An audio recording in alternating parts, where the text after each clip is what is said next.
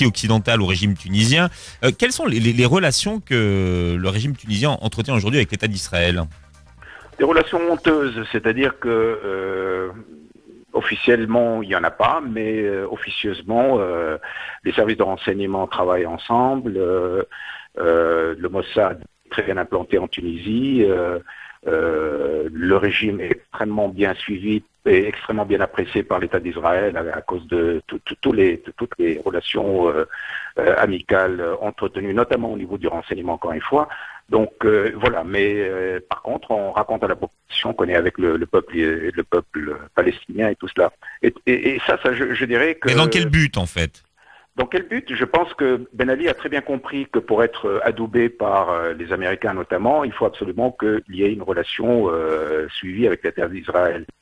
Et là, je voudrais quand même intervenir pour dire que l'opposition démocratique tunisienne n'est absolument pas contre la paix.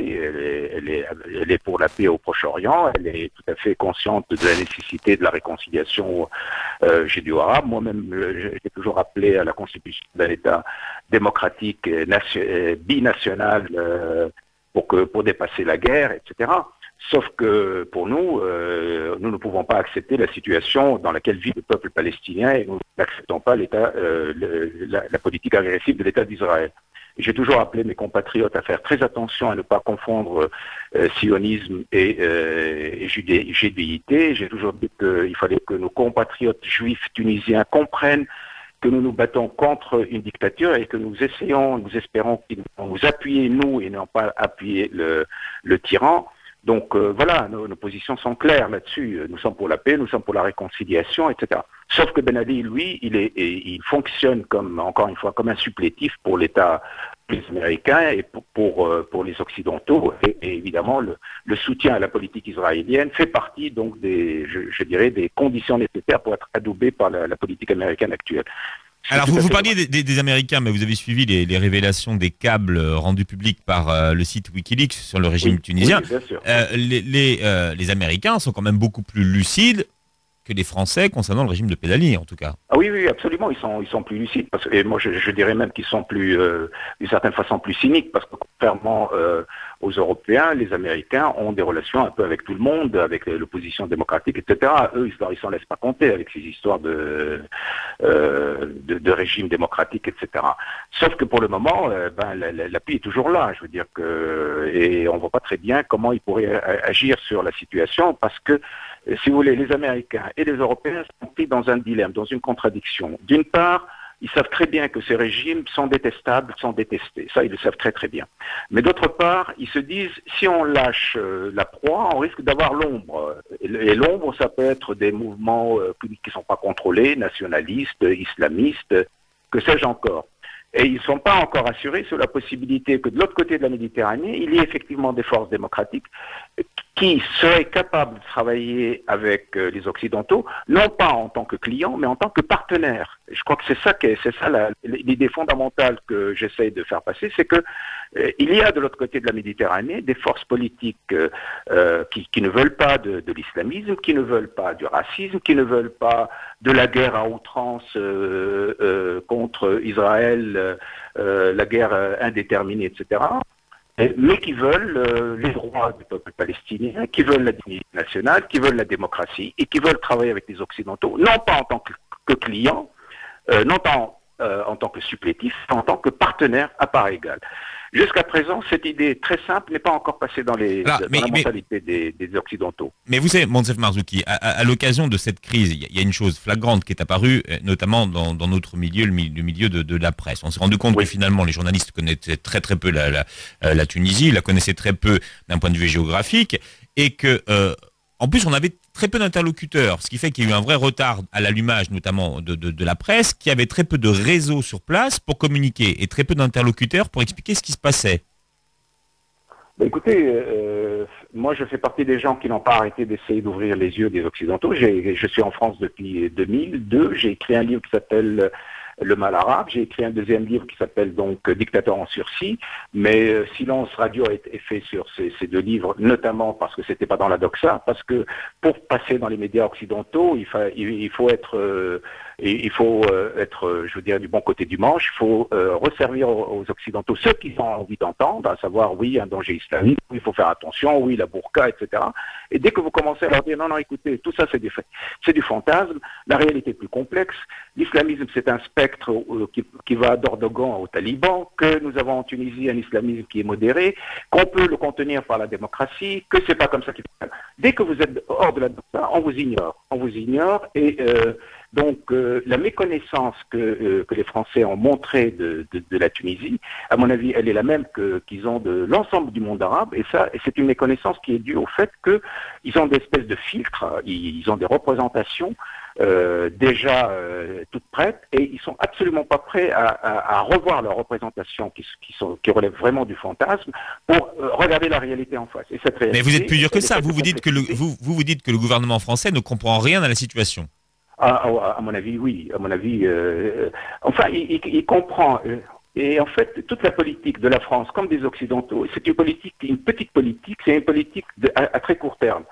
C'est-à-dire que, de toutes les façons, de l'autre côté de la frontière, il y a des problèmes. Donc, nous avons des régimes policiers, nous les corrompus, nous savons qu'ils sont détestés, détestables, mais on n'a pas mieux. Donc, faisons avec. Voilà un peu le calcul. Quid de nos valeurs? Eh ben, tant pis. Quid de nos intérêts à moyen terme et à long terme, qui sont évidemment qu'il y ait de l'autre côté de la Méditerranée des régimes démocratiques, des régimes stables, des régimes qui puissent contenir la vague islamiste par la démocratie, par les libertés, par les droits de l'homme.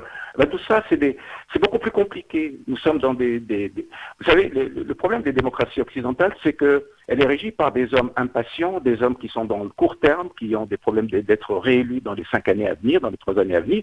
Ce qui va se passer dans 20 ans, ça ne les regarde pas. Donc, eux, ils sont dans le court terme, et dans le court terme, on ne peut pas solutionner de tels problèmes. Les problèmes sont d'une telle ampleur, d'une telle complexité, que si on les résout pas dans une optique stratégique, tout ce qu'on fait, c'est si vous voulez, de passer la patate chaude aux générations suivantes. Or, c'est ça ce que font les élites occidentales actuellement. Ils sont en train de faire passer la patate chaude aux générations futures qui vont se retrouver, si jamais les choses se continuent comme ça, avec des pays livrés au chaos, livrés à la violence, livrés à la radicalité islamiste, parce qu'on n'a pas pu et on n'a pas voulu au bon moment intervenir pour qu'il y ait des régimes démocratiques. On n'a pas voulu aider les démocrates à instaurer ces régimes démocratiques de crainte que s'il y a des élections, ils soient débordés, etc. Et voilà l'avenir vers lequel on va. Donc les Européens sont en train de, à mon avis, par cette politique d'appui aux dictatures mafieuses en Tunisie, aux dictatures militaires en Algérie, en Libye. Écoutez, le scandale du rapport de l'Europe à la Libye est encore plus manifeste que par rapport à... Tout le monde sait que la Libye est soumise à un dictateur complètement psychotique. Moi, je suis médecin et je vous garantis que Kadhafi est complètement psychotique. Donc, le pays, un pauvre peuple soumis à un dictateur psychotique, qui a été à l'origine de tous les mauvais coups et qui, du jour au lendemain, devient le petit chéri de l'Occident, à partir du moment où il s'engage comme supplétif.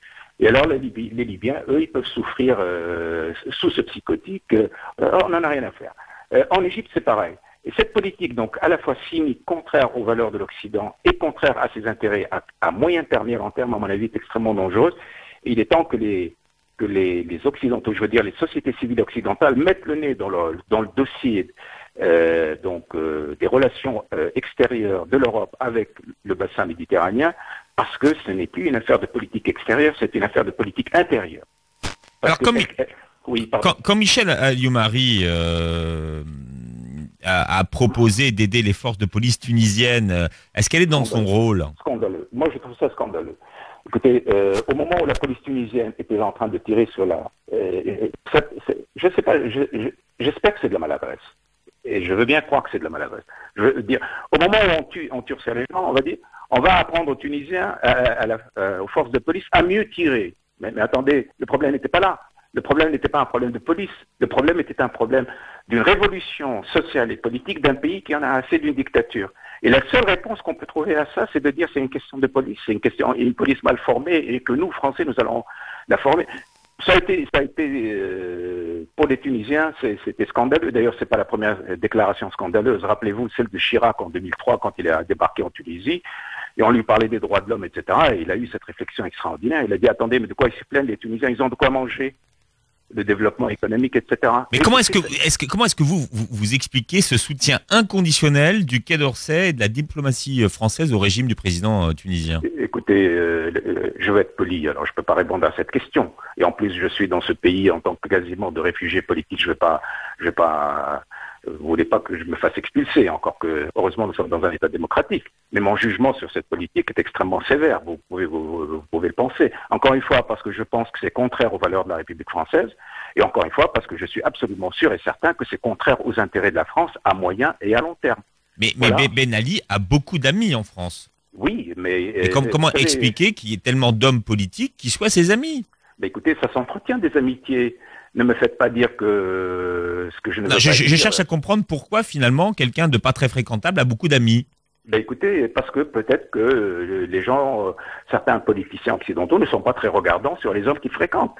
Et ça, encore une fois, c'est pour ça que je dis que mes amis français doivent absolument se poser la question, mais qu'est-ce que c'est que ces démocrates qui, chez nous, sont des démocrates, mais qui sont prêts à frayer avec des mafieux, qui sont prêts à accepter des invitations de mafieux, qui sont prêts à aller dans des pays soumis à la dictature pour profiter de leur hospitalité, etc. Je veux dire, moi, si j'étais français, ça me poserait des problèmes sur la nature des hommes politiques qui sont dans mon pays.